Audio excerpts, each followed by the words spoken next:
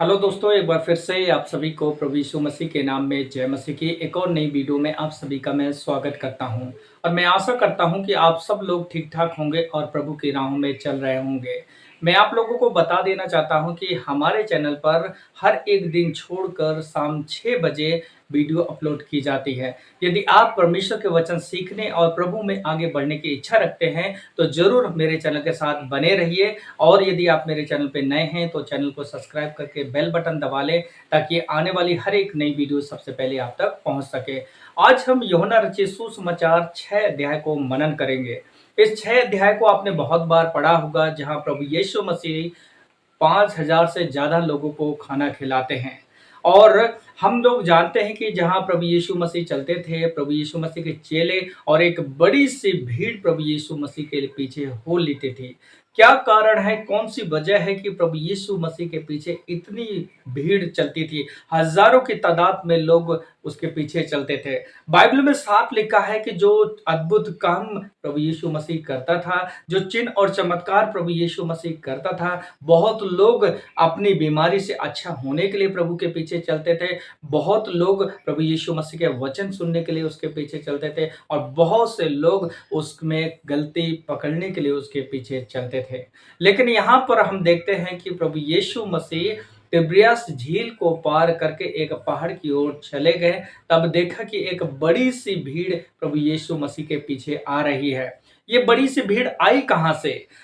5 अध्याय में हम पढ़ते हैं कि प्रभु यीशु मसीह यरूशलेम में एक 38 साल के बीमार व्यक्ति को ठीक करते हैं, चंगा करते हैं। और उस अद्भुत काम को देखकर भीड़ प्रभु यीशु मसीह के पीछे चलना शुरू हो जाती है। और इस 6 अध्याय में प्रभु देखते हैं कि एक बड़ी भीड़ उसके पीछे आना शुरू हो गई है।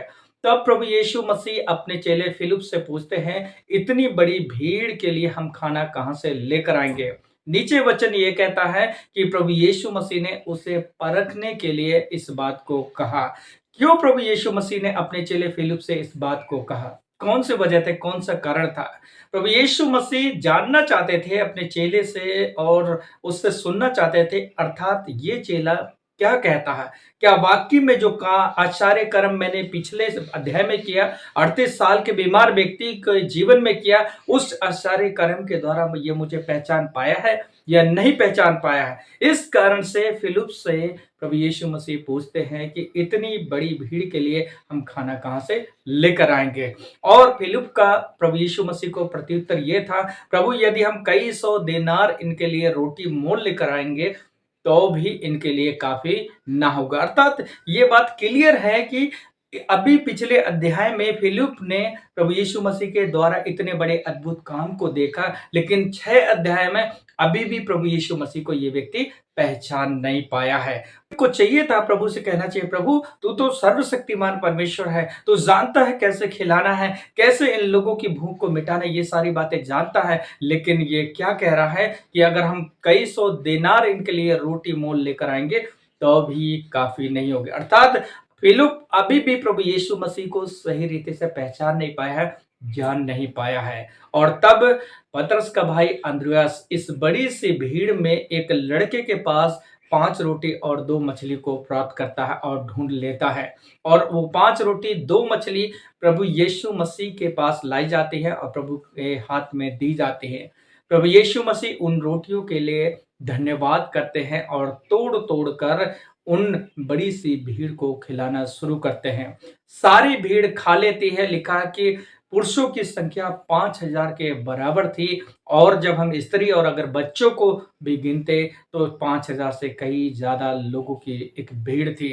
तो आप देख पा रहे हैं और समझ पा रहे हैं कि 5 रोटी और 2 मछली इतनी बड़ी भीड़ के लिए क्या है? कुछ भी नहीं है। लेकिन कितनी अद्भुत रीति से प्रभु यीशु मसीह ने 5 रोटी और 2 मछली के द्वारा इतनी बड़ी भीड़ को तृप्त करते हैं और खिलाते हैं। और लिखा है कि कई सारे टोकरे अंत में बच भी गए। मेरे भाई और बहन, इस कहानी से क्या सीखते हैं? इस घटना से हम लोग क्या सीखते हैं? जब तक 5 रोटी और 2 मछली प्रभु के हाथ में नहीं गई थी तब तक वो मामूली थी, सिंपल थी, जस्ट एक आदमी की और या फिर एक बच्चे की भूख को वो मिटा सकती थी। लेकिन जब 5 रोटी और 2 मछली प्रभु के हाथ में जाने से वो क्या होगी? मल्टीप्लाई हो गई, अर्थात आशीषमय हो गई। हम मेरे भाई और बहन, यदि आज मैं और आप, यदि हम अपने जीवन में बढ़ना चाहते हैं, किसी भी जीवन के क्षेत्र में उन्नति को प्राप्त करना चाहते हैं, तो हमारे जीवन को, हमारे परिवार को, हमारे जॉब को प्रभु के हाथ में सौंपने की ज़रूरत है, ताकि परमेश्वर अपने ड्यू समय में हमें बढ़ाए और हमारी ज़िंदगी में उन्नति लेकर आए। कि आप ऐसा करेंगे तो वाक़ई में इस घटना को याद रखना कि प्रभु यीशु मसीह के द्वारा इतना बड़ा काम हुआ, वो परमेश्वर आपकी ज़िंदगी में काम करेगा। प्रभु यीशु मसीह ने उन रोटियों को लेकर धन्यवाद किया। कई बार हमारे पास थोड़ा-थोड़ा दिखता है, ये भी थोड़ा, ये भी कम, ये भी कम है, ये भी कम है। मतलब ज़िंदगी में सब कुछ कम-कम दिखाई देता है। लेकिन क्या यहाँ देखते हैं कि थोड़ा-सा था, लेकिन प्रभु यीशु मसीह ने तो भी उसके लिए धन्यवाद किया। यदि आप प्रभु के द्वारा दिए गए उस थोड़े में भी धन्यवाद देंगे, परमेश्वर उस मल्टीप्लाई करना शुरू करेगा। आपको इतना आपके लिए सफिशिएंट कर देगा कि आपके खाने के बाद भी वो बचना शुरू कर देगा। इसलिए थोड़े में भी परमेश्वर को धन्यवाद दें। जो कुछ परमेश्वर ने आज आपको दिया है, उसी में धन्यवाद दें। हो सकता है आपकी सैलरी बहुत कम हो सकता है बच्चे पढ़ने लिखने में इतने स्मार्ट ना हो, या और अलग बातें आपके जीवन में कुछ ज़्यादा ना दिखाई दे रही हों, लेकिन थोड़ी-सी भी है, प्रभु के हाथ में सौंपें। प्रभु धन्यवाद आपने दिया है और इसलिए हमारे पास है। जब ऐसा करेंगे तो परमेश्वर आपको बहुतायत से बढ़ाना शुरू कर देगा, क्योंकि उसके हाथ में जाते ही बढ़ना शुरू हो जाते हैं, क्योंकि यीशु मसीह का हाथ कोई इंसान का हाथ नहीं, वो स्वयं परम प्रधान परमेश्वर का हाथ है। और जब हम उसके हाथों में अपने जीवन को, परिवारों को, बच्चों को, नौकरी को, पैसे और धन को, सबको सौंपते हैं, तो हम बढ़ना शुरू करना हो जाते हैं। यदि आप बढ़ना चाहते हैं तो थोड़े में जो आपके पास है, प्रभु को धन्यवाद दें और परमेश्वर आपकी ज़िंदगी को बढ़ाएँगे। परमेश्वर के हाथों में अपने जीवनों को सौंपें और परमेश्वर आपकी सहायता और मदद करेंगे। यहाँ पर रोटी का ज़िक्र किया गया है।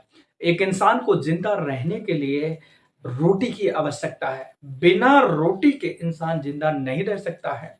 उसी प्रकार से मेरे भाई और बहन, यदि आत्मा में ज़िंदा रहना है, यदि आत्मा में हमें मजबूत होना है, तो परमेश्वर के वचन के साथ लगातार समय बिताना ज़रूरी है। परमेश्वर के वचन को पढ़ना ज़रूरी है, ताकि हम आत्मा में तृप्त हों और आत्मा में हम लोग आगे बढ़ें। इसी अध्याय में जब आगे पढ़ेंगे, प्रभु यीशु मसीह ने लोगों से कहा, तुम मुझे इसलिए नहीं ढूँढते हो कि आगे चलकर प्रभु यीशु मसीह इसी अध्याय में कहते हैं कि तुम मुझे इसलिए ढूंढते हो क्योंकि तुमने रोटी खाई। इसलिए प्रभु ने कहा कि नाशवान भोजन के लिए, वस्तु के लिए ये खोज में ना रहो, बल्कि आत्मा के भोजन के खोज में रहो, जो मैं आपको देता हूँ। अर्थात प्रभु जो आपको देगा ना, वो अमर है। प्रभु जो आपको देगा वो नाशवान नहीं, अविनाशी है। इसलिए परमेश्वर के पीछे चलें। परमेश्वर आपकी देह की चिंता करता है, परमेश्वर आपके रोज़मर्रा की ज़िंदगी की चिंता करता है, उसके साथ-साथ आत्मिक बातों की भी चिंता करता है और आपकी सहायता और मदद भी करेगा। लेकिन आप लोगों को कुड़कुड़ाने की बजाय, अरे ये थोड़ा-सा है, क्या करेंगे, कैसे करेंगे? उसी थोड़े में धन्यवाद देना शुरू करें। बाइबल कहती है जो थोड़े में थोड़ा विश्वास योग्य है, परमेश्वर उसे बहुत चीज़ों का अधिकार ही देगा। मैं आशा करता हूँ कि आप इस वीडियो के द्वारा कुछ न कुछ समझे होंगे। यदि हमारे द्वारा बनाए गए वीडियो के द्वारा आप कुछ न कुछ सीखते हैं या फिर मोटिवेशनल पाते हैं, तो आप हमारे चैनल के साथ ज़रूर बने रहें। यदि आप मेरे चैनल पे नए हैं तो चैनल को सब्सक्राइब कर लें, बेल बटन दबा लें, ताकि आने वाली हर एक नई वीडियो सबसे पहले आप तक पहुँच सके। हम आप सभी के लिए प्रार्थना करेंगे। स्वर्ग के परमेश्वर पिता, हम आपकी स्तुति करते हैं, महिमा करते हैं, तारीफ करते हैं और बड़ाई करते हैं प्रभु। तेरी जय जयकार करते हैं, क्योंकि तू इस योग्य है, इस लायक है मेरे परमेश्वर पिता। प्रभु हम आपका दिल से धन्यवाद करते हैं प्रभु। इस घटना के द्वारा आपने हमें सिखाया है कि जो कुछ आप हमें देते हैं, हम उसमें विश्वास योग्य रहें। हम उसे धन्यवाद के साथ अपने जीवन में रिसीव करें प्रभु। जब हम धन्यवाद करते हैं प्रभु, आप उसे मल्टीप्लाई करना शुरू कर देते हैं। जब हम धन्यवाद करते हैं, आप उसे बढ़ाना शुरू कर देते हैं। जब हमारा जीवन तेरे साथ में रहता है, तेरे हाथों में रहता है प्रभु जी, आपके हाथों के द्वारा हमारा ज़िंदगी बढ़ना शुरू हो जाता है। प्रभु आज तेरे बच्चों ने इस बात को सीखा है, इस बात में चलने के लिए और बने रहने के लिए आप इन्हें बुद्धि से, ज्ञान से, समझ से भर दे प्रभु, ताकि तेरे बच्चे तुझ में चलकर, तेरे हाथों में रहकर ये बढ़ें और मल्टीप्लाई होकर प्रभु बहुतों के जीवनों के लिए आशीष का कारण बन जाए। प्रभु तेरे दास होने के नाते मेरे भाई और बहनों को मैं आशीर्वाद देता हूँ, यीशु नासरी के नाम से ये बढ़ने पाए प्रभु, और इनकी ज़िंदगी परमेश्वर तुझ में आशीष में होने पाए पिता।